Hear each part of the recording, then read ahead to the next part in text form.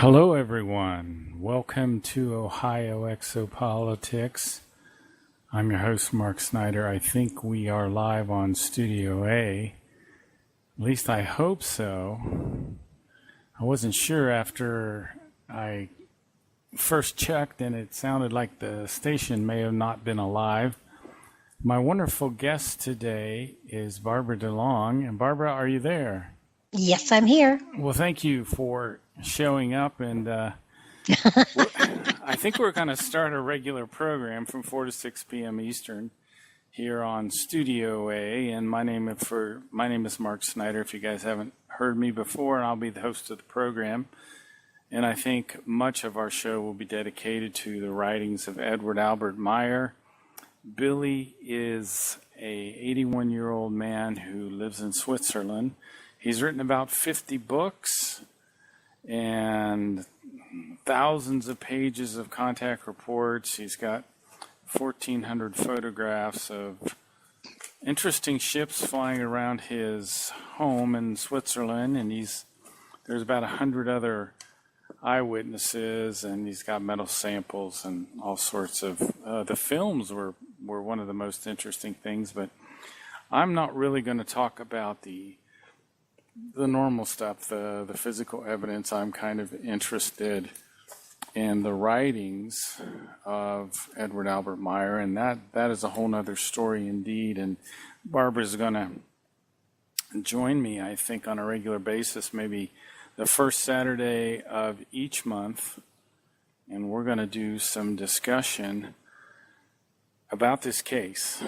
So I think where I'll start is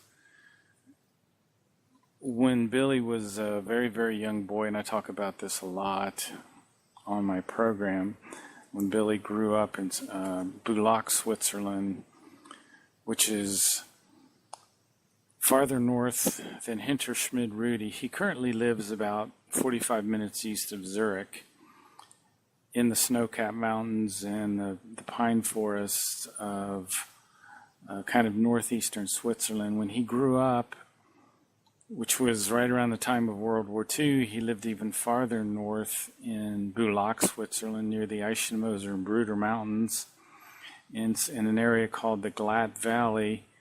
And he lived a few miles from a town called Bulak, Switzerland. His place he lived, he referred to as, I forget the number, but some number and then Niederflachs. I don't know if that's a village name or a street name.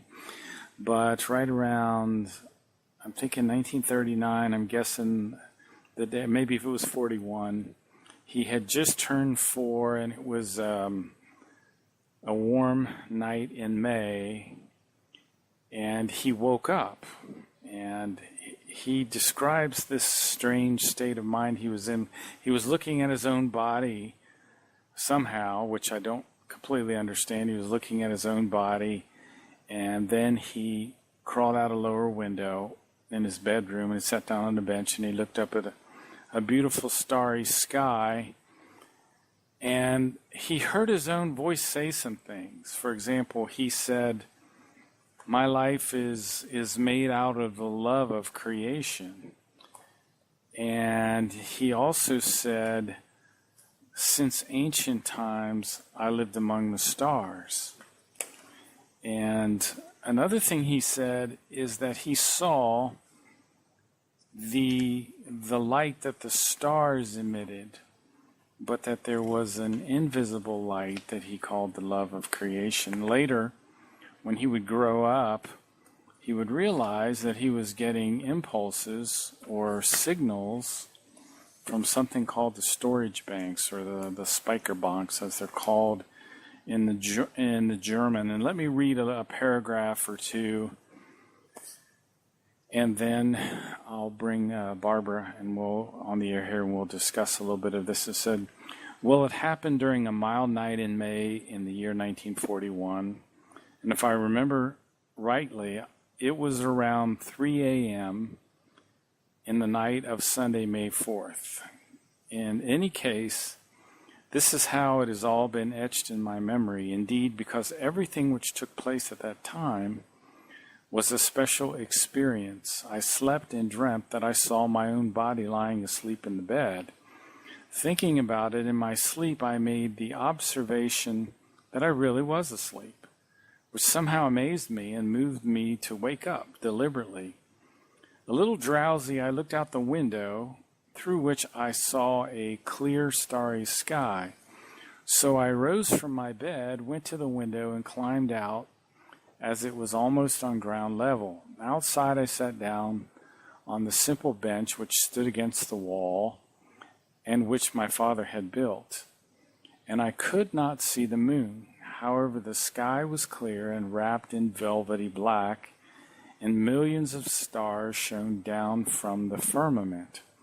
For a few moments I sat there like that and looked up to the stars while pondering, and in my thoughts, flying far into the universe. However, suddenly something peculiar happened inside of me, from which the next moment irrevocably changed my whole life. Strangely touched, I looked at my hands and my body and could only vaguely recognize them. So I touched my body and felt it, and when I heard my own voice say, "My life is made out of the love of creation," I could not explain why I said that, and which power led me to speak these words. A slight shiver came over me, although the night was quite warm, and then I noticed that I also felt peculiar. Nevertheless, I was not frightened.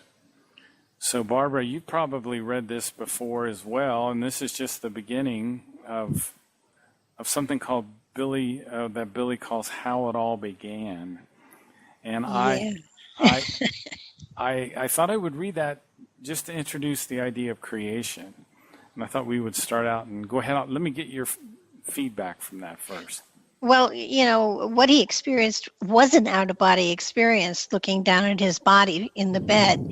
And he was etheric. It was it was an out-of-body experience. But I think at the very beginning, it was fascinating to me that they started breaking him into the element of contact or other information at a very young age with telepathy. And what was so amazing to me was that he wasn't freaked out by it. It was unusual, and he went to or he was taken to a local priest who told him it's okay. Mm-hmm. Don't worry about it, and which is so unusual because in that time frame, he was probably setting himself up for an exorcism, if nothing else. But the priest was great to him and said, "This is okay. Don't talk about it a lot with other people; they won't understand." But so that he got confirmation and comfort, so that he was more open to the communication than a lot of other people would have been at that time frame. Yeah, the man he met with was a guy named Pastor Rudolf Zimmerman. And evidently the Pleiaren, which we'll talk about in a minute, had contacted him telepathically. And he was going to be kind of a support system for Billy at a very young age. Well, I think one of the things that I read, too, that I was fascinated by was that at the time Billy was born, there were 3 other people that were born at the exact same time frame. Yes. And it was kind of like, they were hedging their bets and everything. But Billy is the one that apparently 2 of them were okay with the telepathic stuff, but they didn't go any further. Billy was the only one. And then I think the 4th one they lost contact with or died. I'm not sure. The 2 that were telepathically linking with the Pleiarens did die in a car accident, I think. Mm. I'm glad you brought that up. That's something I've totally forgotten about. That's absolutely fascinating, That's what you got me for, Mark. I get the trivia, you take the heavy stuff. No, but what I found fascinating was he was, I don't want to say created, because he was created the way everybody else is, but the spirit within him was one that has evolved through time, so that spirit went into his body at the time or shortly after conception, so that it would be able to be birthed into this time frame to be able to do what he's done. That's a very profound statement. Let's talk a little bit about the spirit, and I think this kind of leads into, I think we're going to have to define, at least the best we can, what creation is, and then we'll talk about reincarnation and the spirit. 21 days after the sperm fertilizes the egg, the spirit form comes into the body. And here you have this little, I don't know if it's called a zygote at this stage, it's only 21 days old, but it does have a tiny little brain. And this little spark, this little fragment of the universal consciousness comes in. And it brings with it, in the subconscious, if there has been previous lives, all of the evolutive values from the previous lives. So all of the, the wisdom, the discernment, the logic, the confidence, the cheerfulness, those kinds of things are part of the subconscious. Now, the thing about this is we have a subconscious, a conscious mind, we have a personality, and every incarnation we get a new personality. So what's reincarnating is the spirit form, which in the German of the Meier writings they refer to as a Teilstock, or a fragment of the universal consciousness. In Billy's book called The Psyche, he states that most human beings on the earth, their spirit form is 4.5 million years old. So they've been reincarnating on the earth for 4.5 million years, which is phenomenal. Isn't that incredible? If you think about that. Now, here's something even more incredible. He said some human spirit forms on the earth are 8 to 12 million years old. And these are people that first came here on ships in the very, very ancient past. Well, yeah, this material is so vast. Exactly. You need a PhD course in it all. I went through a lot on in YouTube. There are a series of 9 or 10 or 12 tapes, and they're pretty cool. But what I found fascinating was they start back with the creation of the universe, and then they come up with 40 million years ago is when the human species, appeared. And at that time, there were 343 different varieties, and it goes into the billions and billions of years that have passed since then. But what I spoke with you a while back about my theory of creation and human evolution, the spirit's evolution through time, and I said that you and I, that at that time that I disagreed with Billy Meier's material because in my belief system that is unique unto me, my theory was that the spirit would evolve and evolve and evolve and evolve until it became a creator of universes itself. And in Billy's material, I found that that's exactly what he's saying, that the spirit form that we're in right now is going to develop and evolve for 60 to 80 trillion years until it develops into the next creation. It fuses with creation.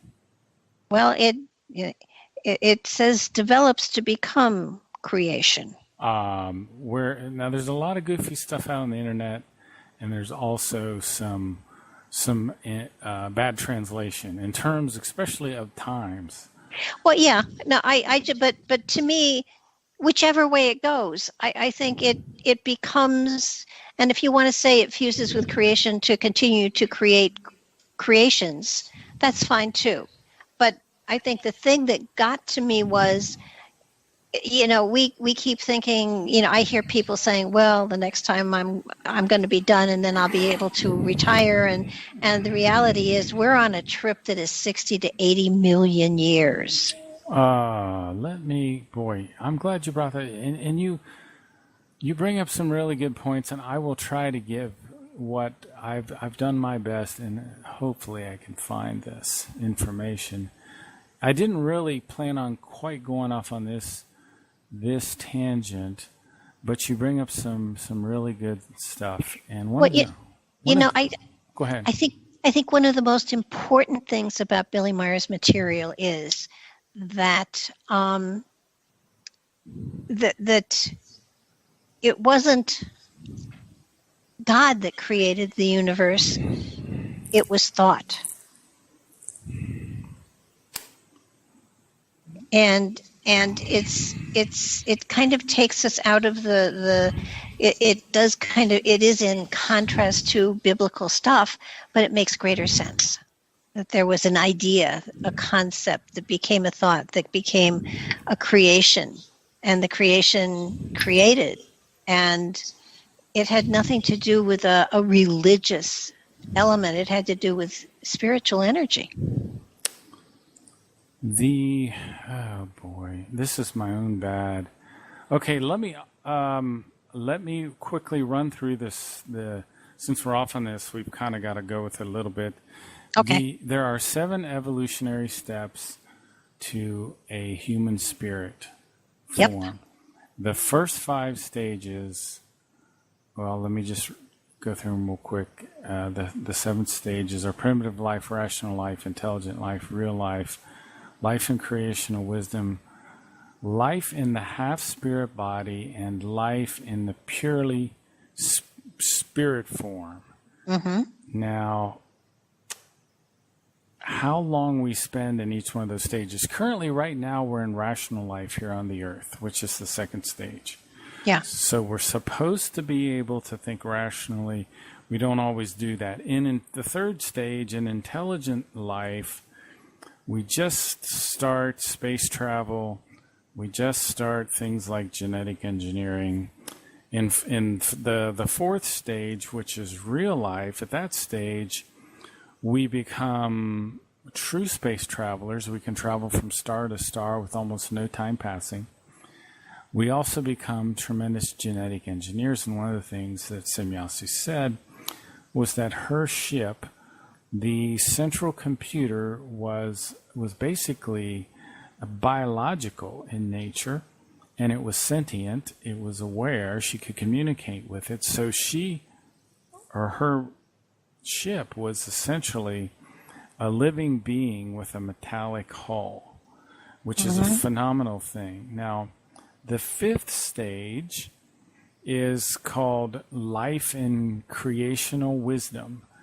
Now, at this stage, we start to really be able to develop the powers of our material consciousness, and that means telepathy, telekinesis, levitation, those sorts of things. At this stage, we can become what's called the King of Wisdom or the Ishwish. I think they actually have a test that they have to pass to get that title. The other interesting thing is this is also called the Age of Recognitions. So at this stage, which is far, far into the future, we can start to remember our past lives. And at that stage, we can handle what could be very traumatic memories from these previous lives. Now, I would think so, yeah. Now, yes, and the 6th stage is life in the half-spirit body. Now, we're half physical, we're half spiritual at this stage, and we spend a lot of time in this stage. I think it's another 40 million years or something. I'm going to try to look up those exact time period. Now, just to let people know, there is stuff on the Future Mankind site, which is like mostly what's considered the authority on the Meier material, that is incorrect in terms of the translation and the time periods, just to give people a warning.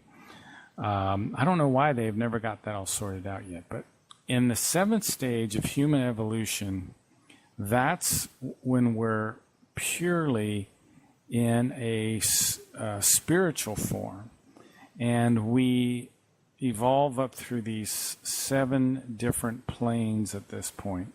So I am going to switch over really quickly to Contact Report 6. I'm glad you brought this up, Barbara. This is some very interesting material.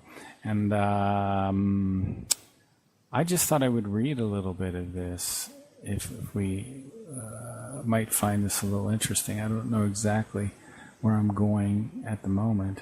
But it's Contact Report 6. If you guys Google Billy Meier Wiki, you will find the Future of Mankind site, which has a lot of interesting. Now, let me just read a few things. For example, rational life. This is stage 2. Primary development of reason, effective realization of reason and its use, primary recognition and the acknowledgement of higher influences, belief in higher influences without having knowledge, belief in higher power, delusional faith, fear of evil, veneration of good. This is a germinating time for religions. It's the present stage of average Earth human development, which I thought was very interesting. But in each of these 6 stages that are talked about in Contact Report 6 is very, very interesting. Now, in this, just to go to what you were talking about a little bit, in the 6th stage, where we're half physical, it does say something about spiritual creations. It doesn't elaborate on what that means. So, well, every living thing on the planet has a part of creation within it. And one of the fascinating things that they all have, everything has a spirit, actually. And what I found fascinating was that animals have a different degree to which they can evolve. So that spirits that are in animals are animal spirits. They don't hop over and become human spirits at any point in time. Though I have cats I feel are human, but I digress. But it was very interesting to me that there were the spirits. Every single spirit has the capacity to create thought and to therefore create to their level of consciousness. Let me bring up something that I never really paid that much attention to, and this is reading it straight from the Billy Meier Wiki here. It does say in the 7th stage of evolution that there is the creation of life forms. I mean, that's just pretty amazing if you think about it. But think about artificial intelligence. That is, or will soon become, a life form. And so they say. I mean, we could have a whole nother show on artificial intelligence. I mean, my goodness. No, the Meier material, I think one of the really most important things that people need to understand is this man literally had no education. Yeah. I mean, literally, he had none. He ran away from home. He joined the Foreign Legion. He didn't like killing people. He went to Spain, got married, lost an arm, and came home. I mean, he had a strange life, but and there were time frames where he didn't have contacts. But when they started to really give him information, he wrote it down. And he types faster with one arm than most of us with two. Oh, yeah. So there is, I think when you look at his material, when you start to read his material, you begin to understand that the wisdom, the knowledge, and the information that he is sharing could not possibly have been gathered by someone with his background. It has to have come from somewhere else. Well, thank you for saying that, because I've had a hard time with putting into words, because a lot of people are kind of empirical. They're just empiricists. But to me, the proof is in the pudding when you read his writings. You quickly, there's no doubt. Once you start, don't you agree? Once you start to read his writings, there's no doubt anymore. Yeah, and I think also it gives you a whole nother philosophy, or it puts another philosophy out there. It does not cram it down your throat. It gives you something to think about, to agree or disagree with. But most importantly, it makes you think. And one of the the major things that I have struggled with over maybe the last decade is that the Bible just didn't do it for me anymore. And so you step beyond it and say, okay, what's another idea? What's another way we could have evolved onto this planet? And from what I understand from the Meier material, we did not actually. One of the cool things that came out, not that you need the trivia, but that we did not evolve from the apes evolved from us. Isn't that interesting? Now, I think it's important also to say, along with that we did not evolve from apes, but that there was a primate that we did evolve from. Yes. And it's good to say that. Oh, yeah, there was a humanoid here. And what I found fascinating is that we tend to think that we are the only planet that has humanoid I know, it's absurd evolution, and the number of planets that have had humanoid in populations is amazing. And what's really cool is there were 343 different variations of humanoid forms. And we're going back to 40,353,000 years ago. 607 original human races were created. And now we're down to the point where then a couple billion years later, there were 343 different variations. Billions of races now exist within this galaxy. 810 billion years, the Milky Way was formed, and our galaxy produced the first human forms on the oldest of the planets 9 to 12 million years ago. So at this point, our galaxy has over 5 billion years old, and there are 7.5 million human civilizations out there within our galaxy. Now, okay, since we're getting down to numbers, yes. I want to go back because I think we're under the obligation to try to be as accurate as we can be. Mm-hmm. There's a website. It's called Creational Truth, and the guy that runs it, his name is Patrick McKnight, and his total focus is on translation. And I have to respect him for that because I haven't even started hardly in that area. And he has on his site a bulletin. It's called Bulletin 77, which came from FIGU, and it's talking about critical errors. And this was even for some reason, in one of the books. And it talks about, and it's probably critical errors in translation. And I did, in fact, take notes on this whole big bulletin because I've always wondered about this. So let me give you what I think is the best, most accurate actual time frames. And we're these are just kind of minor details, and I don't mean to blow this out of proportion. But in the first 5 stages of evolution, let me talk about that again: primitive life, rational life, intelligent life, real life, life and creational wisdom. We spend 40 to 60 million years in these. Now the phone rings, of course. 40, 60 million years. This always happens. 40 to 60 million years in reincarnating in these 5 stages. Mm-hmm. Now, what is interesting, we spent 18 million years in a physical body and 42 million years in the spirit realm. just to keep that in your mind. So the 40 to 60 million years is divided between the physical body and the spirit realm. Now, the Meier material explains that we spend, under normal conditions, under ideal conditions, if you lived 100 years in the physical body, you would spend 152 years in the spirit realm. And maybe if we have time, we can talk about what goes on in the spirit realm.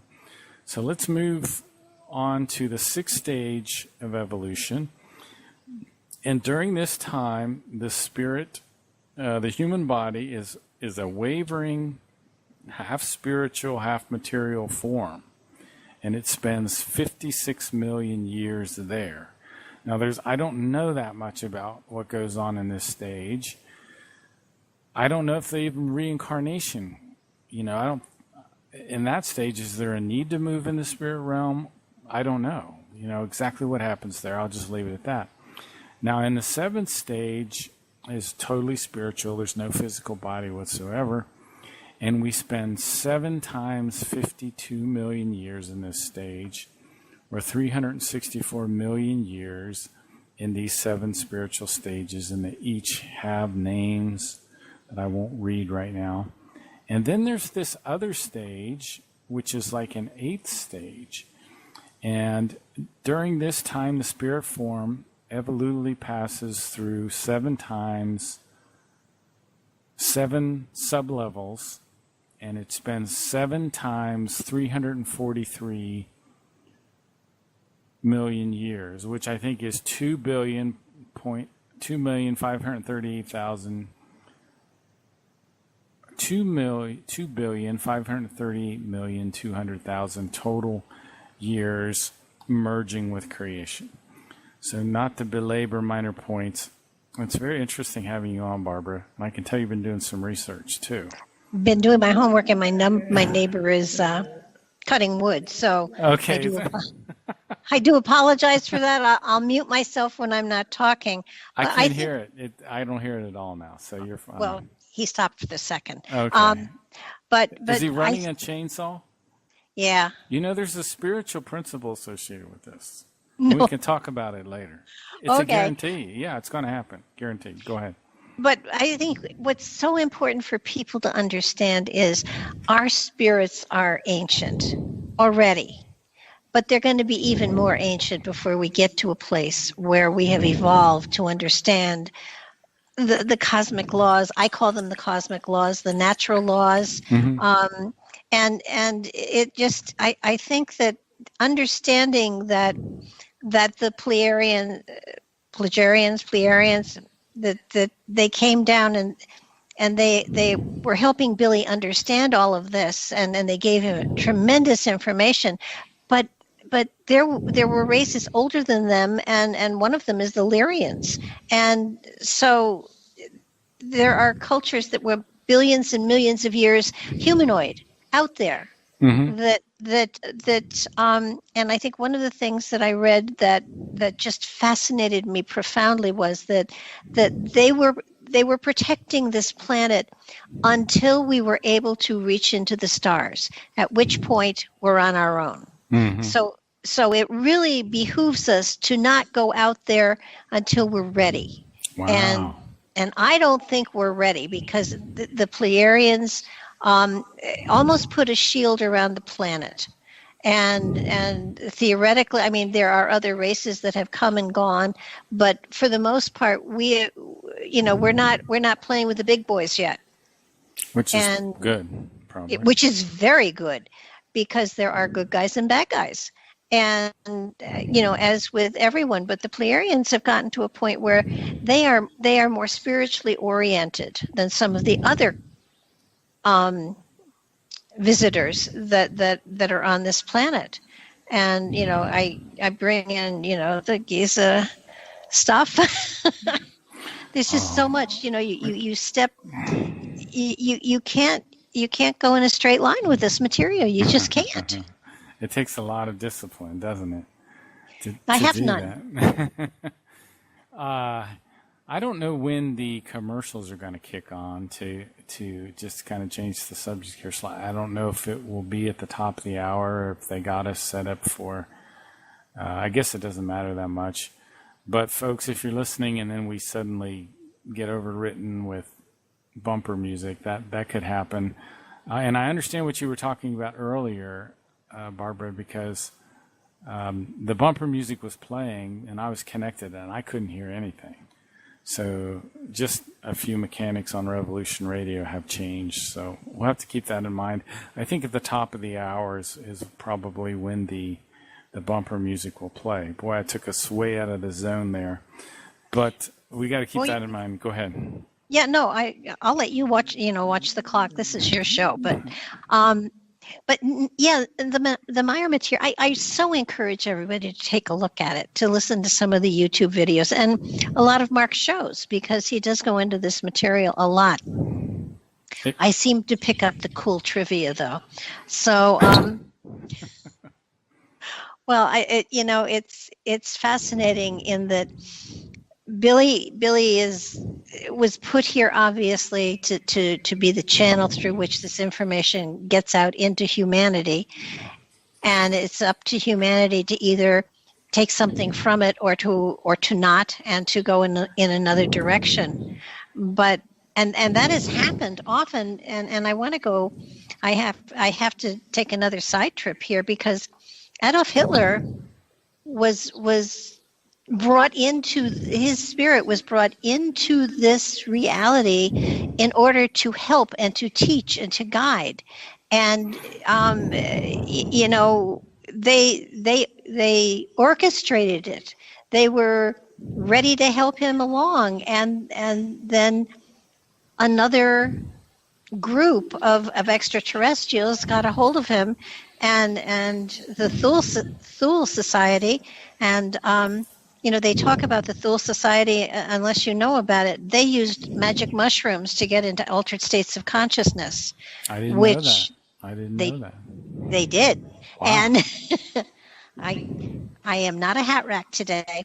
And so what happened was that kind of chemical fiddling with his brain warped him to the point that they could no longer work with him. Now, let me ask you a question, because I don't remember reading that this whole thing about the mushrooms. I don't doubt it whatsoever, but I also don't remember them.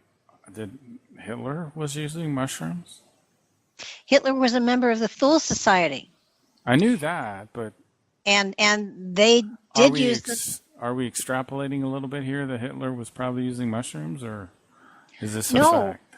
No, I had, for some reason, some strange reason, probably 30 years ago, had a fascination with Hitler, because I frankly thought his artwork was pretty good. Mm-hmm.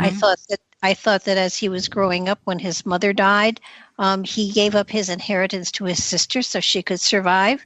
He did generous, kind, loving things. He did. He was against hunting because he didn't think animals should be arbitrarily killed like that. Exactly. Now, I'm not saying he was a good guy. He was a monster. He became later, though, but he wasn't originally that way. And so I can see the Pleiadian influence in him. But then, and we, you often wonder, I think it was 3 times he applied to the art school in Vienna and was rejected. Right. And so once that happened, he kind of lost hope, and he went on a downward slope, and then, he enlisted in the army, and he had he was gassed, and he was blind for a certain period of time, and then nature went its way, and he became who he became. But the Thule Society was draconianly influenced, and I read in a number of books that he did use the mushrooms. Oh, okay. Well, that's legit. They're in my Hitler books. This was not me jumping the gun and saying that if this then that. So that when you put a chemical into your body that enhances or shifts your consciousness before you have evolved to that level, you get warped, you get out of balance, then you go down a pathway that is not the spiritual pathway you were meant to be on. Wow.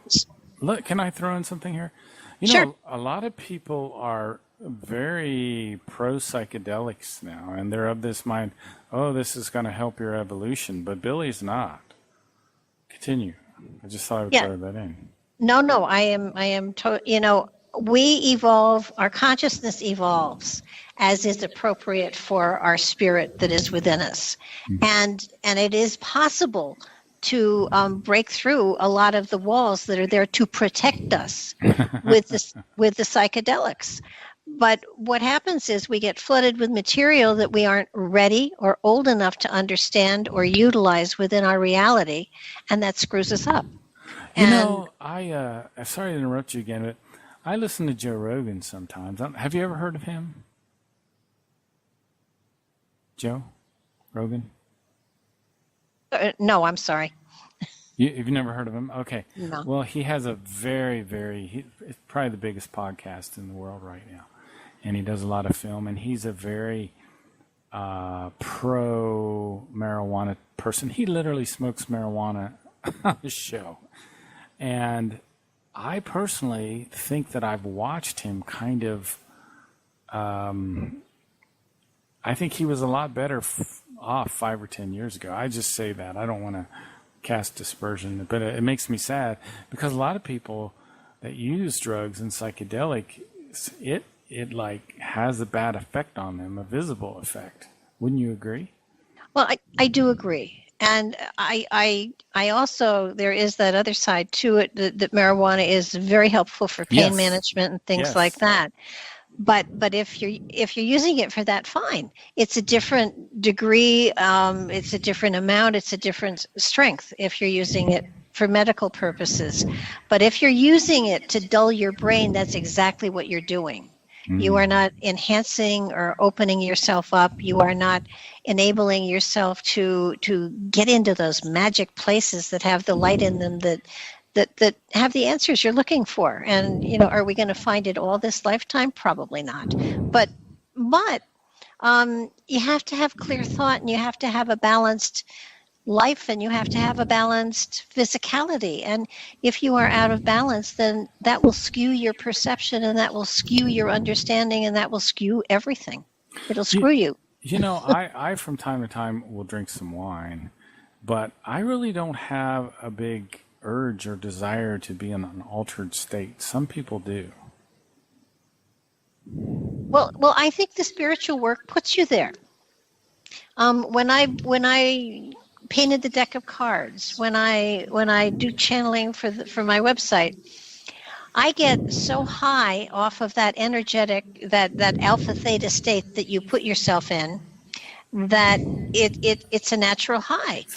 And I think it's better because I have never been hung over from doing creative work. And I'm a very bad drinker, so one glass of wine wipes me out for the next day. So I don't. Do you sleep or? Not a lot. Maybe 3-4 hours a night. No, I mean when you drink wine. You said it wiped you out. What do you mean? Oh yeah, no. I feel bad. I go to bed and I don't get up for a day. No kidding. On one glass? Yeah, it doesn't like me. Wow. Okay. Well, that's interesting. So when you have people like Hitler who he was advised by psychics, which I found fascinating. He actually had a whole psychic group. He had the SS going and looking for the elongated skulls. I mean, he still had that spiritual urge, but he wanted to use it to control and manipulate, not to enlighten and teach. Well, the Pleiaren do say in one of those contact reports, I took some lengthy notes on it. I'll have to look up on the website exactly what contact report it was, but that he was impulsed by the Pleiaren. They were planning on him being a leader, a very beneficial leader for the world, until this fellow named Hermann Steinschneider, who was part of the he was like one of the humans that were in contact with, now I say humans, even the Giza intelligence are humans, but he was one of the Earth humans that was in contact with these Giza intelligences, which I'm afraid to go down that path, Barbara, because that is like the whole show if we go there, maybe. Okay. No, but I think that, when you understand that it isn't just, embrace this material, it's question everything and learn and grow and gain wisdom. Mm-hmm. Don't swallow anything. I mean, Billy's material you can question, and I question some of it, and every now and then I find something that I go, oh, maybe that'll work, but if you don't question, then you can't catch those that are trying to masquerade as ish-wishes. And I think I'm glad you brought that term up too, because that's a whole area we probably want to talk about. Yeah, I'm afraid there's so much here. But what happens is, with what's going on here, especially today, Billy's material fits. It works. It does work.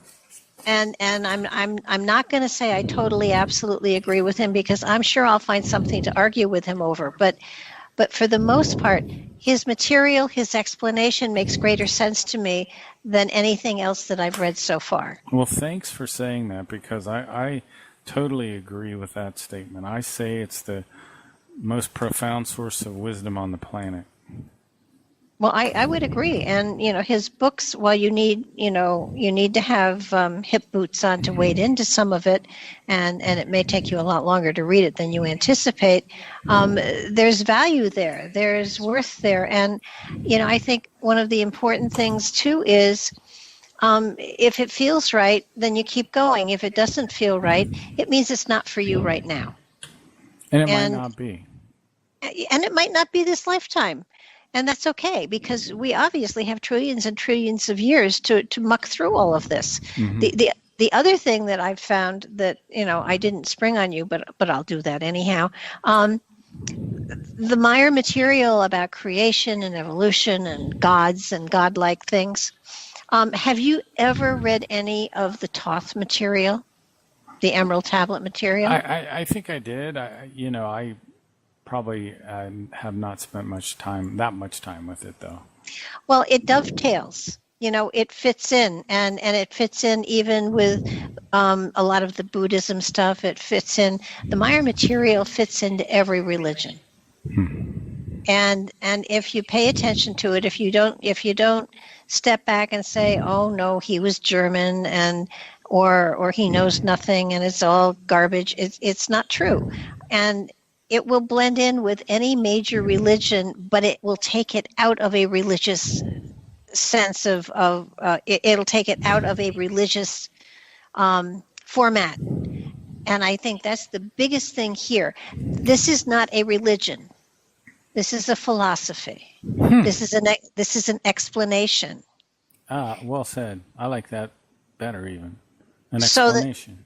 So that it's not, you are not meant to worship it, pray to it, or whatever. You're meant to apply it to your life and live a better life and a richer life and a more meaningful life. But it's not a religious experience. It's a philosophical one. Good points. Very good points. I wanted to go back to talk about creation a little bit. Creation, Billy doesn't use the term God. He says there is no God in the sense that the religions teach. For example, there is no heavenly Father. A lot of religions will talk about a heavenly Father. He says that a father. Well, I put it this way in my own worldview of it, that your father, my father did this at times, will intervene and override your free will to protect you.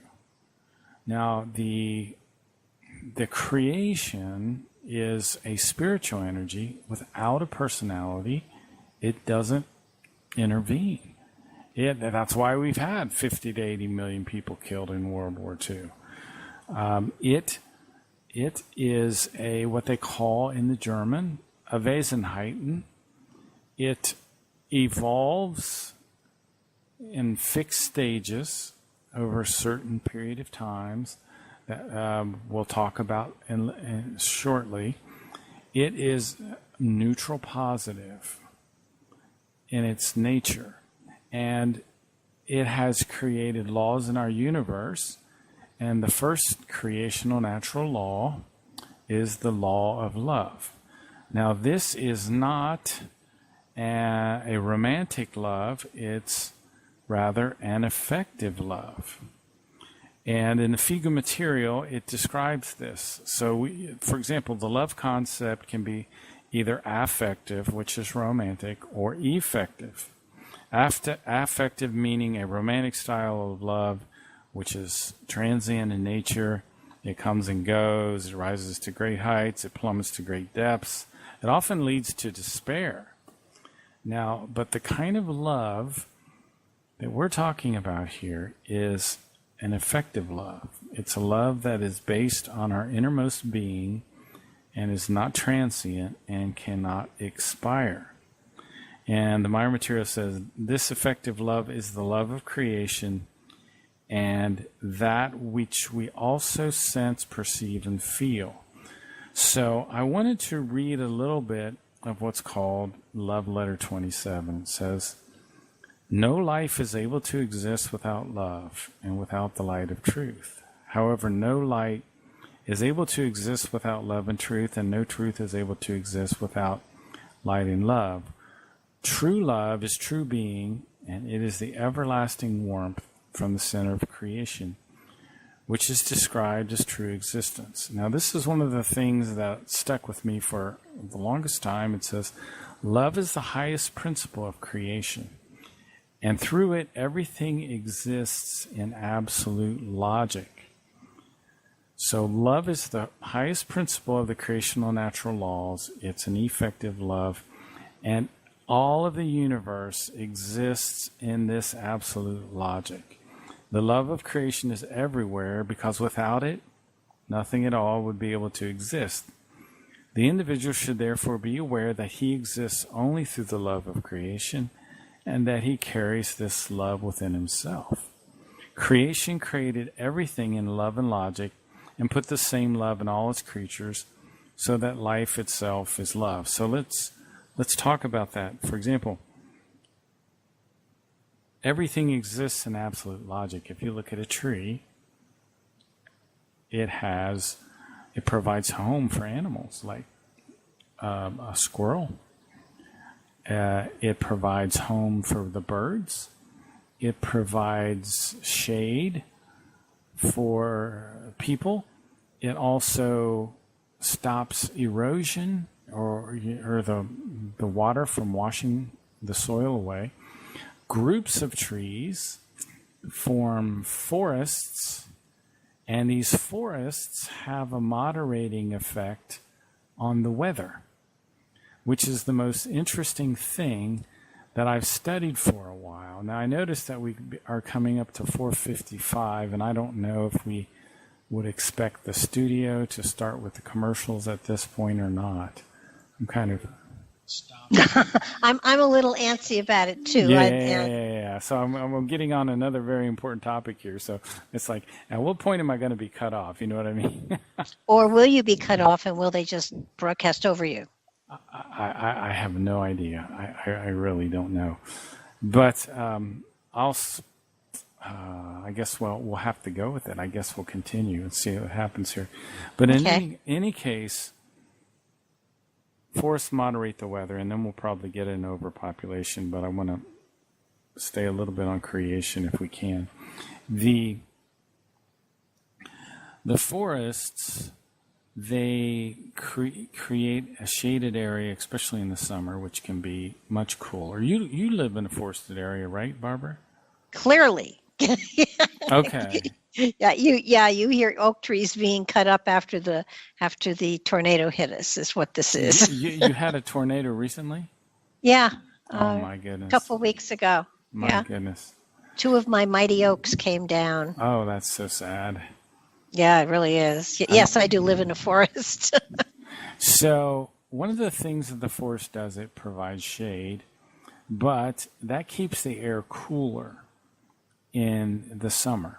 Now, in the winter, it stops the light from reflecting back. If you have no forest, you have all white snow and ice, that has a higher albedo. It reflects back.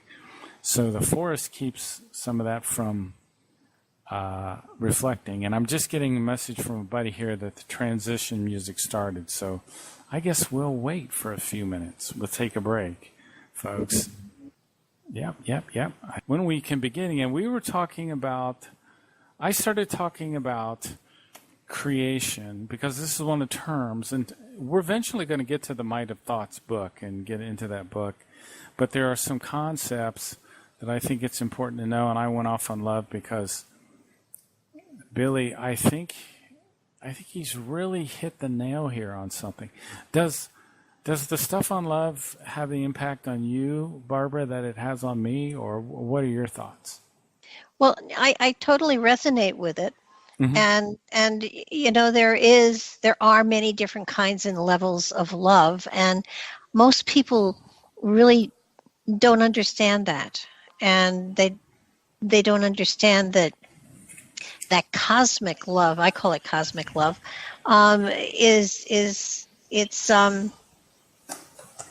it has absolutely nothing attached to it. Mm-hmm. It's unconditional. Mm-hmm. And it's sort of like I described it once that whoever whatever was the source of our creation was like scattering seeds amongst the planets, the universe. Some would grow, some would not. But when you plant seeds like that, when you scatter seeds, you don't hover over every one of them. You know that the ones that are appropriate are going to grow, and they grow no matter what. Mm-hmm. And I do believe that's where we come from. We have a spirit within us that is whole, that is complete, that is powerful, and that has access to knowledge above our intellect for sure. And it's nobody's going to intervene or interfere with our evolution or our journey throughout time. And I think most people get great comfort out of praying and going to church and stuff like that. But in my mind, it's like, okay, I have the power to get through whatever it is that's facing me, and I'll figure it out, or I'll get a message, or there will be something from my higher consciousness, not from a Father God, but and I think it would be really good if you explained where that term God came from, because okay, yeah, I can do that. The term God, according to Meier information, came from a Illyrian word. When the people from Lyra Vega were here, they had a term called King of Wisdom, or Ishwish, and these were human beings that were extremely evolved. I'll give an example of one who wasn't Illyrian. He was a Pleiadian, and he was here 150,000 years ago. His name was Pelagon. Very interesting person. He headed a civilization. There was a civilization here on the earth. The Pleiadian had a civilization that lasted for quite some time, 10,000 years, I think, off the top of my head. But what was interesting about Pelagon is some of the stories associated with him. He could make plants grow with his mind. He could also kind of levitate himself. But he was very benevolent. He led this civilization on Earth for about 1,000 years, or 2,000 years. He lived for almost 2,000 years, just because of the power of his spirit. And these higher evolved beings, most of the time, were benevolent, but sometimes you would get a king of wisdom who was not so balanced in his spiritual teaching. For example, there was a guy named Eris the Barbarian during the time of Atlantis and Lemuria who was a really bad guy.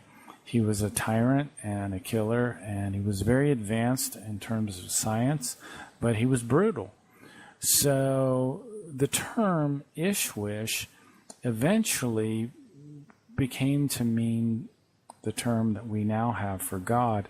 Now, and Barbara kind of hinted at the Giza intelligences. The Giza intelligences, there was one of the Giza intelligences his name was Hen, and he was called Jehovah, and the Meier information says he was the God of the Old Testament.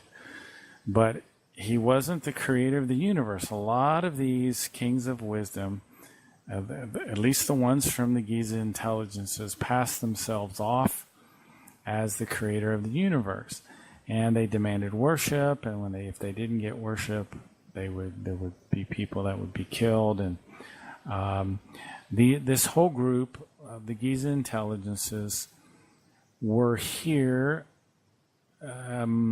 after the fall of Atlantis and Lemuria. If we take out of the picture Eris, who was here during the time of Atlantis and Lemuria, they were here starting back about 12,500 years ago. They had a headquarters underneath the Great Pyramid in these old cubicle constructions, which were about 73,000 years old. And a guy named Erisame, who was a part of the lineage, because what would happen is the leaders would come to power and they would rule by brutality, and they would have offspring, and the offspring a lot of times would turn against the father, would be killed by the son.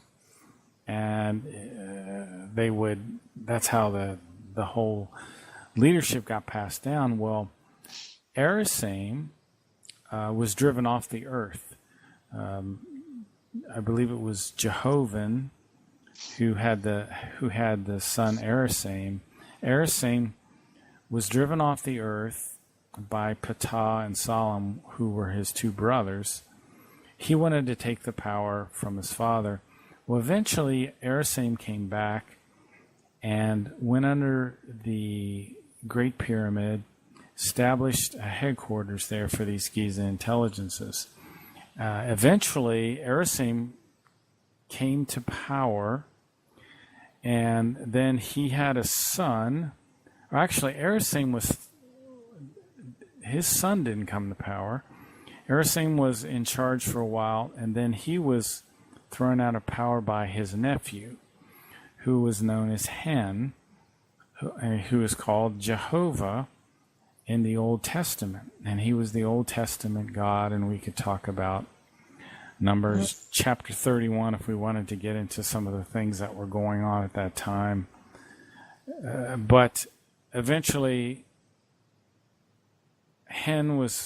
he died eventually, I believe, and Kamagal the First came into power. And Kamagal, there were two Kamagals, Kamagal the First, Kamagal the Second.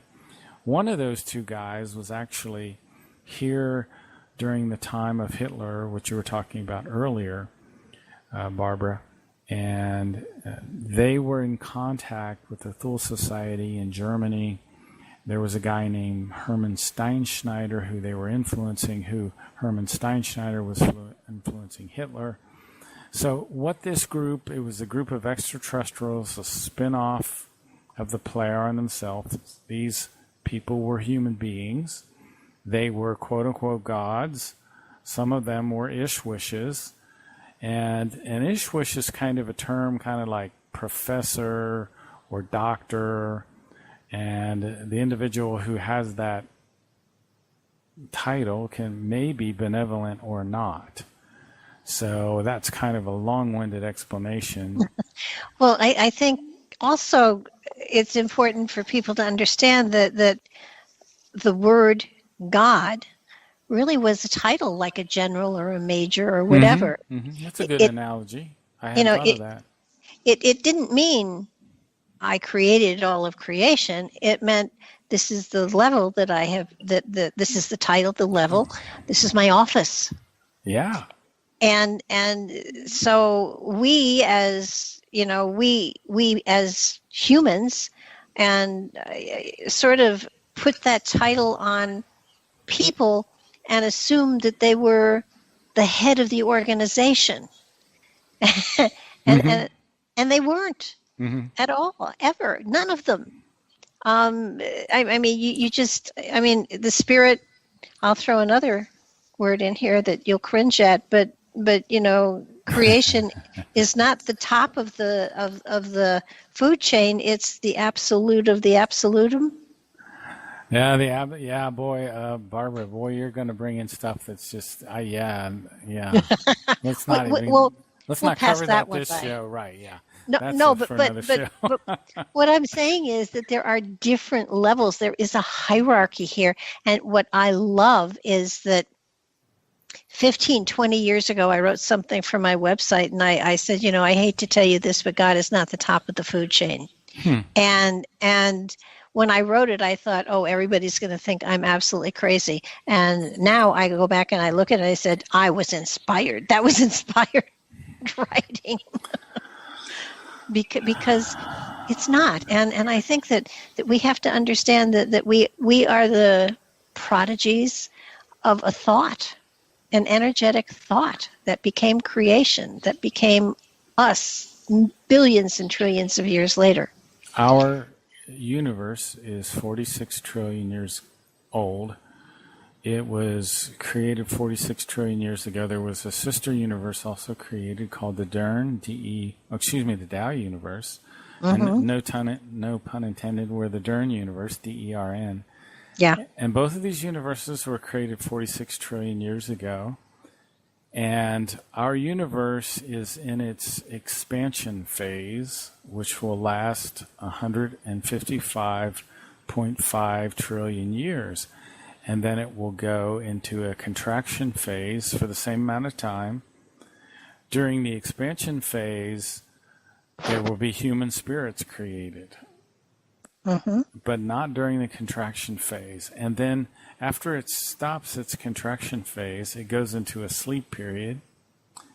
And during that sleep period, it will be just like human beings who need sleep. I mean, it's a living being. The universe, the creation is a living being, and it is contains of 7 belts, and it's in a double spiral. It's in an egg shape, and it's divided into these 7 rings, and these 7 rings, which we call belts, are counter-rotating against each other. There's a central core. There's a second belt is called the core belt. The third belt is called the space belt. Now, what's interesting about the space belt is positive energies flow out of the space belt and move to what's called the fourth belt, which is the solid state matter universe belt. This is where all the planets, the suns, the galaxies, the comets, the gases, the dark matter, and all of this positive energy from the Earth space belt moves into the solid state or matter universe belt and meets negative energies, which are coming from belt 5, which is the transformation belt. And these two, the negative and the positive, form material, and there has to be a negative and a positive, and the matter in our material belt will not last any more than 45 billion years. So this is our universe, and it has these 7 belts that counter-rotate against one another, and there is an intelligence behind it all. It's not a Heavenly Father. It radiates love, but it's really a neutral, positive being. It's neither good nor bad, which is hard for us to imagine. But let me tell you more about this whole concept of love coming from creation. It says here in Love Letter 27, each smallest plant, each ever so tiny animal was created in love by creation, each creation existing according to the same law of love. All life is in the absolute perfection, that which it should be through the love of creation. Except for humans, every life form lives exactly by creation's plan. Now, because we have a consciousness, we can turn away from creation's plan. And we turn away from love, and we must again and again learn what true love is. The humans can turn away from love, and to them, if you turn away from the love of creation, the universe will feel as a very harsh place to you, because the infinite love of creation connects all life, because in all life this love lies hidden. And I love this passage here. I often quote it: all of nature and its indescribable splendor is nothing but the love of creation expressed visibly. So when you start to observe the incredible beauty, the incredible splendor of nature, you will start to understand that the creation itself is radiating love. And it says here, the laws are so wonderfully arranged that people everywhere come up against its radiating love. Now, we may not know it. We may not sense it. It says here, if, however, he closes his senses, he may not feel it and find it, and hence he declares that there is no love in this world. But creation has formed and arranged everything so wonderfully, so that people recognize the majestic love of creation at every moment and every place.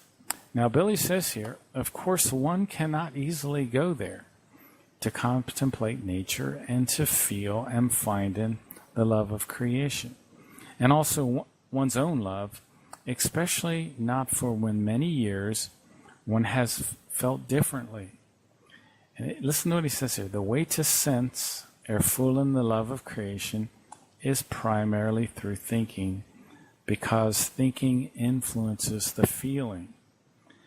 If, for example, one stands before a tree, one should become fully aware that this tree is the product of creation's love, just as the forces of nature which enable it to grow and to flourish. This action may seem to be somewhat ridiculous, or maybe even embarrassing at the beginning, because it is most unusual, and this is because the appropriate feelings are still missing.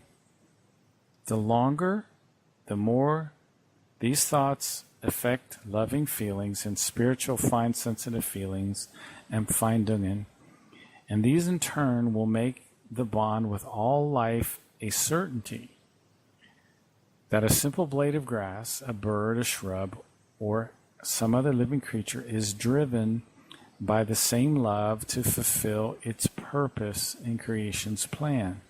As humans should also, as the highest life form on the planet since a long time ago, the human carries a fragment of creation within.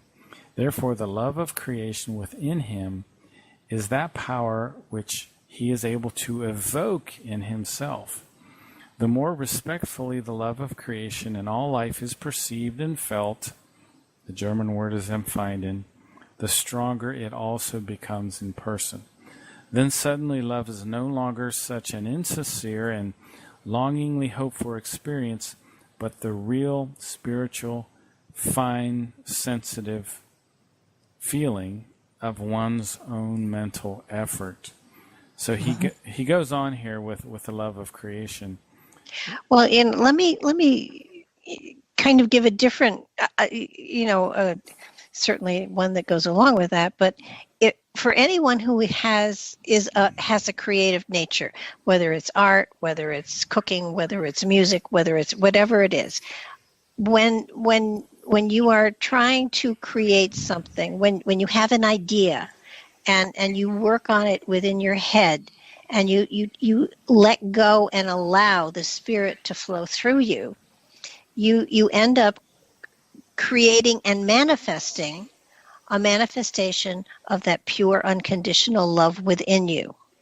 And by doing that, by allowing yourself, by the ego stepping aside, allowing spirit to come through and manifest, anyone listening to the music or viewing the art or eating the food will feel the unconditional love that has gone into the creation of whatever it is that you have put before them, and will get that feeling of the unconditional love of creation.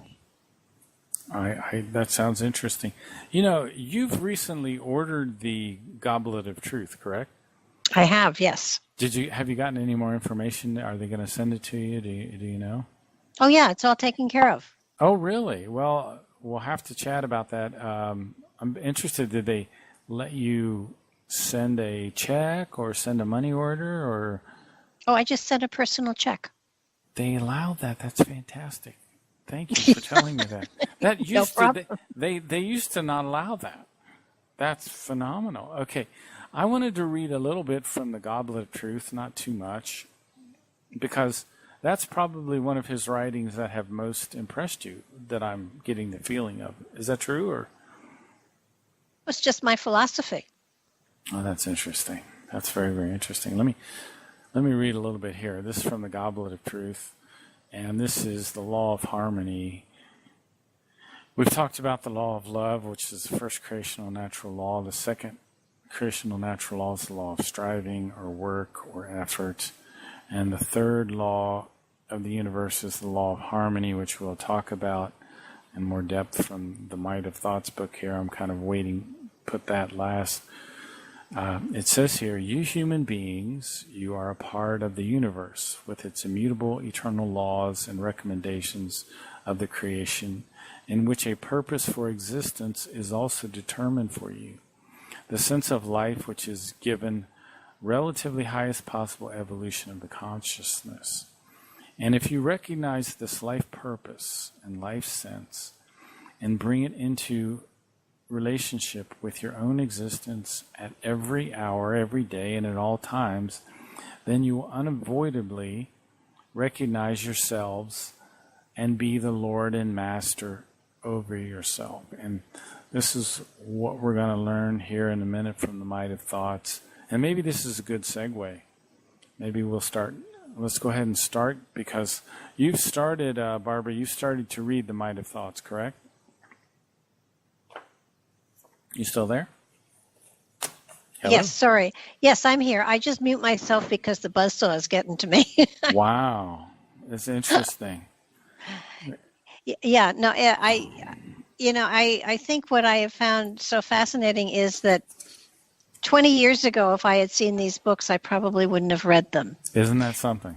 But now they seem to be more in line with the philosophy that the last 20 years has created within me, so that I'm not sure if I have been creating my own philosophy, and Billy has been tuning into me, because I did a deck of cards that is out there. It's the Cosmic Deck of Initiation, and one of the parts of the deck are universal energies and cosmic laws. And when you said the law of harmony, that's one of the cards in my deck. That's fascinating. And the deck was created to be a quote unquote light energy deck, a way of getting a spiritual philosophy out to people without telling them this is a spiritual philosophy. So, I am very, very synchronistic with a lot of the spiritual material, because it's stuff I've already said and written. That's interesting. The creational natural laws, just to bring up, we've talked about the law of love, and we're talking about the highest form of love, effective love. There's the law of striving, the fundamental law of all evolution. Without striving, there is no life. And I'd have to get my other book out, and maybe I'll have to do that a little bit later. The law of harmony, which is the bipolar structure of everything, the positive and the negative, and that is the law.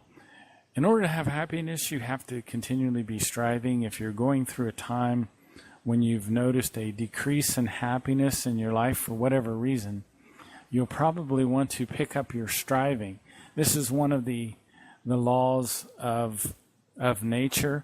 that I've really learned about the Meier material. Let me turn the page, since we're talking about it. I think it's on page 102 here, and I'll read a few sections just from the law of striving. It'll be interesting. Okay, striving creates the life. Right up to the being. Striving means delectation, which is a word for like satisfaction, in a form which is always fulfilling and progressive. Now, this is one of the laws of the universe. If you're depressed, if you're feeling bad, I go back to this. Are you sure you're striving enough? Maybe you should step up your striving. Your striving might mean just cleaning your garage. It may mean studying material like this. It may mean working harder at your day job, whatever that is. To be without striving means unwillingness and affliction. Affliction is inhibited striving and inhibited life. But inhibited striving and inhibited life bring inhibited evolution and stagnation, hopelessness, grief, confusion, irrationality, joylessness, cognitionless, unpeace, disharmony, lovelessness, resentment, lies, self-deceit, reluctance for life. So, if you're going through a very difficult time, one of the things that you need to look at is, are you striving intensely enough? So, if you think you're striving intensely enough, the other law to look through is the law of harmony. And what that will tell you is, okay, do I feel a sense of harmony? Am I in balance? The might of thoughts teaches us to be in a neutral, positive balance. That means you're not overly positive, and you're certainly not negative. So let's start on page 2 of the Might of Thoughts. I can see we're down to about a half an hour here. It says, this is something I highlighted today because it was particularly interesting. It says, but thoughts are created in the consciousness. Consequently, this is the origin of all might. Might which forms one's character as well as one's morality, as well as the external circumstances of life and the way through life. So, the consciousness, the thoughts, are what creates the might. There is a difference between might and power. And the Meier material talks about this. And if you look in this book called The Psyche, back on page 216, he defines some of these terms. He says, power is that which triggers or releases energy. Huh. Isn't that interesting? And go ahead. I was just going to, I did this deck of cards in 91. It was published then. And part of the explanation for, I call it universal harmony, is in inner harmony you are creating a new whole that is greater than the sum of all your parts. Your harmony is the joy of the spirit, interweaving with the universal love and healing. That's very nice. Same stuff. Well, truth is truth, right? Exactly. You're just coming to it from a different, direction or whatever. Well, Anyone searching for the truth is going to find the truth, right? Yeah, absolutely. And I think that's the important thing that so many people don't understand. First of all, everyone has their own individual personal truths, but they are all part of a whole. They, create a whole truth. And if you take someone else's truth and you try to make it your own, you are denying your own individuality. So finding your own personal truth and feeling in harmony with the universe, you are adding a greater richness to the universe as a whole. Very true. So I wanted to just bring that definition that might is the factor that is dominating or controlling. Might uses power, and it stands above power. The might of the thoughts, the consciousness. So the power starts in the consciousness. It forms your character. Oh, yeah. And I think what's fascinating is creation, the universe, all of it started with a thought. Oh, absolutely. The power of our thoughts. Yeah. So I want to bring up some information related to the might of thoughts here because it dovetails with something that I've recently found. The information that Bruce Lipton brings up, which I think is very, very interesting. One of the things he talks about is, and this isn't Billy per se, so I try to keep that straight to people so they can, people can say, okay, I'll listen to this with a grain of salt. So listen to this with a grain of salt. It's Bruce Lipton. I think he does a real good job. In fact, Marianne Eulinger from Switzerland turned me on to Bruce Lipton. And Bruce says the first 7 years of our life, we are in what he calls a theta state. And we're not really conscious per se. We're almost hypnotized. And what we're doing is observing, and he calls downloading programs. So we're observing our father, our mother, and we download their behaviors. Some of them good, some of it's bad. And for the first 7 years of our life, we're doing this. So a lot of our behavior is subconscious. It's coming from these ingrained habits and things that we learned in the first 7 years of our life. So one of the things we want to do and is to get out of behavior that's subconscious. In other words, automatic. So you always want to be steering your ship, as Billy says. Do not allow your thoughts to drift, but steer your thoughts. And one of the things that we have to fight against is these things which are ingrained in our subconsciousness. And he says on page 216, this is what Billy says, do not ever allow yourself to drift on the ocean of life. Rather, take the helm in hand and steer the ship of life to solid ground. Always take the helm firm in your hands and do not let the waves rip it away from you. So do not lose your conviction about a good end.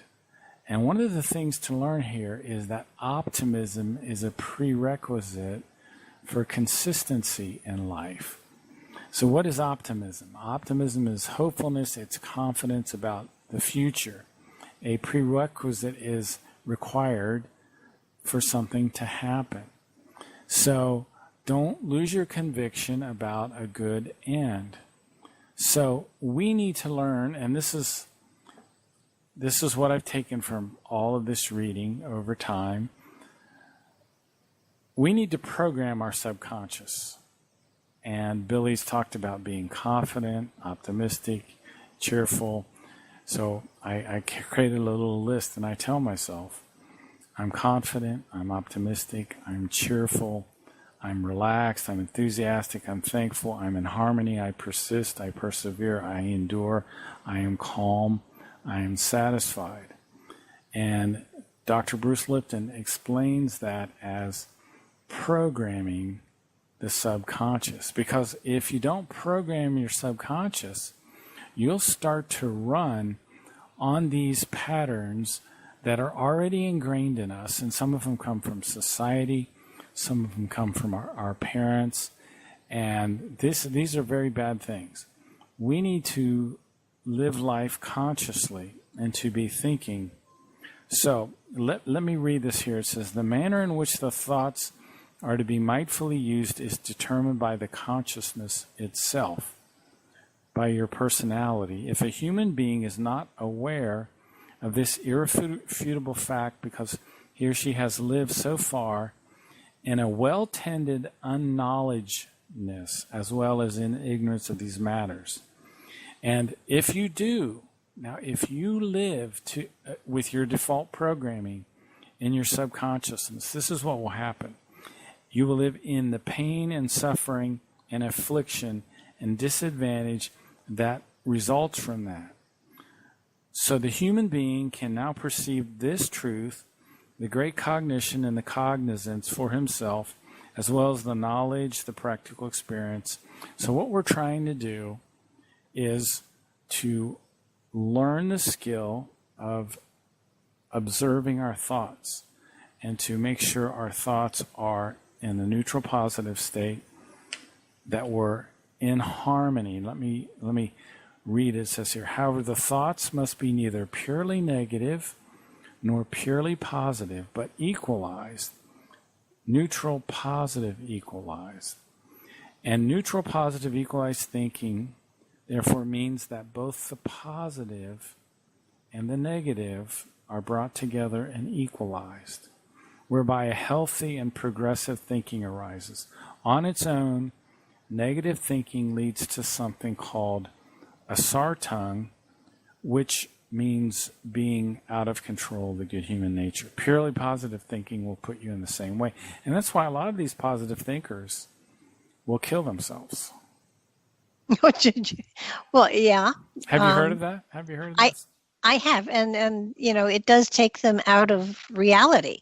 But I think it's important too for people to, in some manner or form, follow their bliss at all times. Oh, yes. And that doesn't mean you quit your day job and you go off and join the circus, unless, Right. of course, you are a good clown or something. But Exactly. But there is a way to life should be a celebration, and in my mind, and so finding things that give me joy, and putting them in little places where I might not have used them, or I have found that the happier I am, the more joyful I am. First of all, the younger I feel. Mm-hmm. And the healthier I feel, and it creates a magnetism, and it draws other like-minded people to me.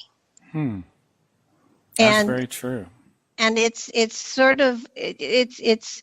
I think I say it a little more simply than Billy does, but I think we say the same thing. Mm-hmm. I agree. But it is so important, and sometimes you go through trauma, sometimes you go through difficulties, and that's part of life. But it doesn't mean that you let it linger. It means that you embrace it and you process it and you move on. And so many people don't do that. They don't embrace it, process it, and move on. No matter whether it's a death of a spouse or God forbid, a child. Sure. It's a part of life, but life does have its ups and downs. But this is meant to be a celebration. As far as I can tell, there is joy all around us, and if we embrace that and we bring that into our lives, it takes us from a black and white world to a technicolor world in a heartbeat. Along those lines, we're talking about the power of our thoughts, the might of our thoughts, and there's also this concept called the swinging wave. Schwingung in the German. I'm probably not doing a very good pronunciation of that. But these swinging waves, they're electromagnetic swinging waves, and we're talking about periodically build up electromagnetic fields which are not bound to matter. And I wanted to bring this up because I think it's very interesting. It says, they include energies and unfold powers which can be of immense might. The containing energy in the swing wave is radiated in the form of a wave. And schwinging is neither a vibration or a quaking, a tremoring, nor an oscillation. But he reckons swinging would probably be understood wrongly. The best choice is still waves, hence waves. He also said the swinging itself also swings. Now, whatever that means, I don't know exactly. But there's this wonderful passage in the Goblet of Truth. And since you're going to be getting that book, you can look it up. And it has the heading, What the Truth Knows to Say. And it goes on to say, rivers, stones, plants, trees, everything that crawls and flies on the earth is a life form with a spirit form. And these spirit forms are on a journey through time, which involve many, many lifetimes. And death is just the passage into the world of pure spirit. And many of these creatures are connected together, and they are aware of each other. And they're connected and by this psychic swinging wave to a degree. And if you go out into the forest and you see the birds, you can see them and they move on a dime instantly in the flock. You can see the same thing in fish. And what the Meier material talks about, and I was reading about this today, I don't know if I'll be able to find it or not, but there's something called the we form. And humanity is a we form. In fact, I think the whole creation is what's called a we form. And the we form is nature is a we form to a degree. So let me read something if I can find it here. Let's go. Okay. It's called the oneness of the universe. The whole universe is a oneness which flows through all things, all existence, and all life. In oneness, the human being who has distinct needs is also integrated, whereby the universal oneness responds when he or she brings words to expression. It responds to the positive thoughts and feelings and to the positive word pronounced.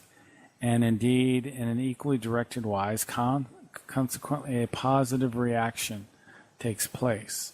So if you put out neutral positive, you're going to get neutral positive back.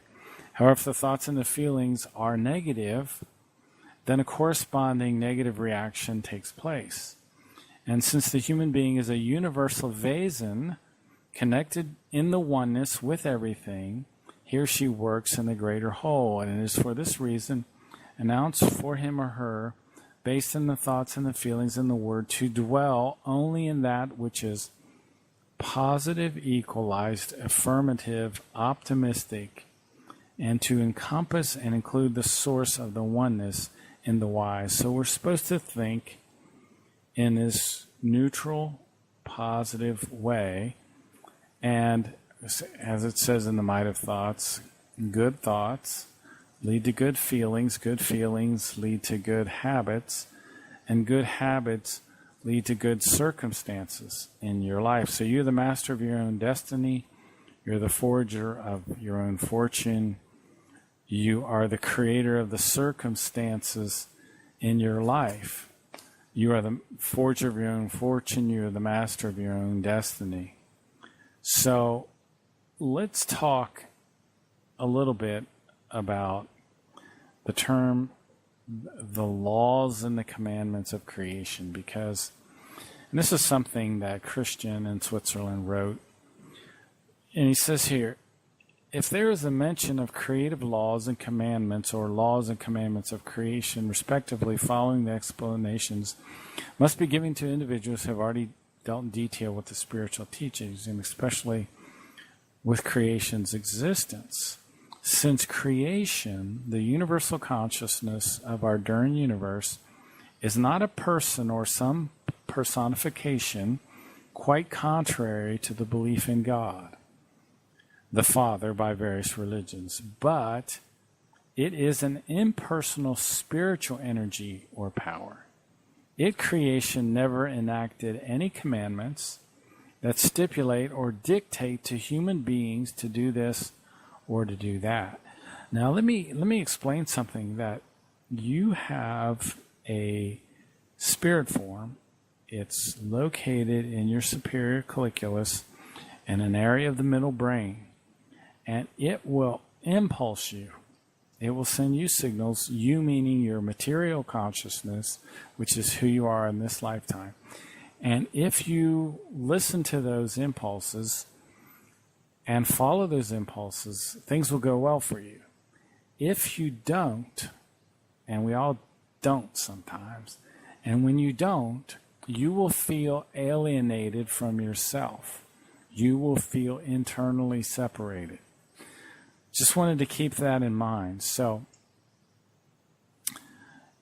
creation is this impersonal spiritual energy or power that radiates love, which is fascinating.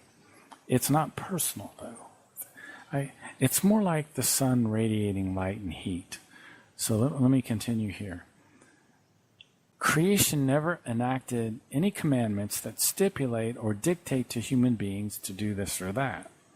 A commandment, you shall, is only valid in the material realm, and the commandment, can only stem or emerge from a source where certain individual aspects in direct reference to the coarse matter human being who owns a consciousness capable of evolution exist. The later indicates that commandments are not applied to the realm of flora and fauna. So you don't tell the flora and fauna what to do. You don't give commandments to animals either. Firstly, commandments can be enacted or established by human beings. Also, those representing society, state, or religious groups. And secondly, by half or spiritual levels or planes with certain individual vibrational structures or aspects still exist, at least as long as fusion with the universal consciousness has not yet occurred. So there are these higher realms like the Patali level. And let me continue here. It says this backward compatibility, which is one-sided from the top down, meaning the spiritual plane is the highest level of evolution. And it says this backward compatibility, which is one-sided top down, to the material realm of the human beings, makes it possible that the highest pure spirit level, the Patali, could transmit the Decalogue or the Dodecalogue, which is actually the 12 commandments, while commandments leave it up to the individual whether or not they will follow or observe them. It is quite different with respect to the creative laws, which can also be laws of nature, where the phenomena and events, etc., while the material universal belt are concerned. In order for creation to exist and evolve, and also everything that exists within the entire universe, it is necessary that the laws exist which secure an order and which make the entire system possible for a better understanding. Imagine the following example. We people on the earth have to rely on the fact that there is gravity directed toward the center of the earth, and that it does not, from time to time, suddenly change towards some other direction. Example, towards the moon. Just imagine how everything that was not securely fixed to the planet would suddenly be sucked off to the moon. So that's not the case. Regarding laws of creation, one can distinguish between those within the entire creation, including the spiritual realm, and those that mainly apply to the material realm. Of course, this is an academic separation because, as we all know, within creation, everything is connected to each other. And this is another thing that is kind of profound and hard to grasp yet, because everything in the universe is one, and it's all connected, and it's all bound together. And when you're looking at a plant, whether it's a tree or a bush, or if you're looking at a cat or whatever, you have to start to understand over time slowly, and I'm just barely getting there personally, to understand that that is a part of you and you are a part of it, and a fragment of it exists in you. The above mentioned example, however, regarding Earth's gravity also demonstrates the effects and compositions of the laws of nature and how they are relative. So we talked about gravity, which is a kind of a creational natural law in the material realm that we're dealing with. But gravity can be overcome. It can be overcome by a balloon. It can be overcome by airplanes to a degree, and it can be overcome by electromagnetic levitation. So this is dealing with a law of nature. Then we have examples of the laws of creation. Now we talked about, and by the way, I didn't even know if I'd go off on this tangent, but it's very interesting. But there are 7 belts of the universe, and we talked about that earlier. Now our creation is in the first stages of its evolution, and we have a material belt.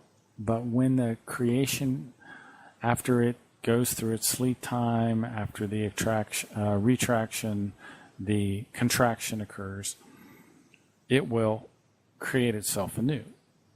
and it will go into the second stage of evolution, and there will be no material belt. Now, to me, that's very strange, because I can't imagine a universe without matter, but that's just my own lack of understanding, probably. The creation of new spirit forms occurs during the universe's expansion phase. That's the first 155.5 trillion years. And we talked about the existence of the highest form of universal love as the highest creational natural law. We talked about striving as being a fundamental law for all evolution. And if you stop striving, there is no life and there is no happiness. The first thing that ends is your happiness. And then we talked about the law of harmony, which is the bipolar structure and composition. There's always a negative and a positive, and you should never try to separate the negative and the positive, because these are two forces that belong together. And as soon as you separate out the negative, you will go into what's called a sartung, or out of control of the good human nature. Now, there are other laws that deal with the material realm. The law of causality, cause and effect. So, example, if you bang your head against the brick wall, you're going to have a sore spot on your head at the very least, maybe worse. There's also the laws of reincarnation that we talked about a little bit today, and what happens during the laws. And this will be one of the repeating themes of the show if we continue on, and I hope we do, to make this whole idea of reincarnation clearer. And maybe we'll talk about the Nocadamian lineage of all the spirit forms. That the spirit form that currently is in Edward Albert Meyer right now was also the same spirit form in Galileo, which sometimes he's called the father of modern science, for example. But in this lifetime, the spirit form has nothing to do with science. So that's the law of reincarnation. There's also a 7-step construction of matter, which is something I haven't gotten into yet, but that's one of the laws of the material realm. Interactions with chemistry. There are certain laws relating to chemicals. There are the effects of thoughts, and that's what we'll get into a little bit. And for example, there's an effect called the boomerang, and that's when you put out thoughts which are not neutral positive, but are extremely over positive, and it will come back to you. And instead of putting out a neutral positive and getting back a positive, you will actually get a boomerang effect, which is you get back an equally strong negative. And when you get out of the neutral positive harmonious balance, the universe will straighten you back out, even if you're being positive. So you can be too positive, and you can get yourself in trouble that way. And speaking of getting in trouble, I think we are right around the very end of our time. Let me send a message to It flew. our producer, if he's still there or not. He may have fallen asleep or walked away. Is there music? Are we getting bumper music? I don't know. He's I think he stepped away for a second. But anyway, boy, I didn't know I would go off on that long tangent. But we did get a little bit of the Mitre thoughts. Is there anything off the top of your head? There's no music, so we're still on the air. Okay. Did you get anything out of your... I'm sure you looked at the Mitre thoughts a little bit this week. I have, and I've been plowing through it, and it's working on it. I am finding that, spiritually speaking, frankly, I think we are an absolute reflection of the universal concept of the oneness, and we have it all inside of ourselves, and we our journey here is to understand it and then manifest it within the reality to recognize the fact that we are all one family. And of course, that's when we get in trouble, because if every human being on this earth plane understands that and works that way, that means that we'll be ready to move into the stars, and that's when the interesting stuff happens. I think the music just started. I think you're right. Thanks, Barbara. I appreciate you coming on the show. It was a lot of fun. Absolutely. Anytime. Okay, great. Have a good day. Bye-bye. You too.